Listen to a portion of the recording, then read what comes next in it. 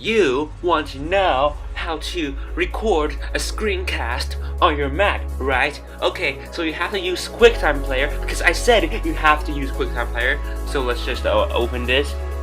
Open up QuickTime Player, and you should see QuickTime Player right there.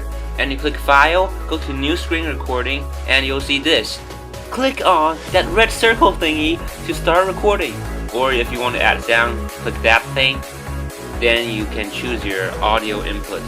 Okay, so when you start recording, this thing will happen, and you just kinda have to read it.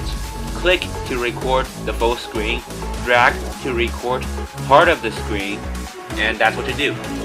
And end recording by clicking this little thing up there.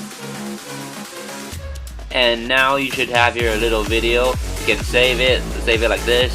Yeah, save it. I should name it. This is what I will name it. Save, and yeah, and now you have your video right here. Hooray! And thanks for watching. See you later, amateurs.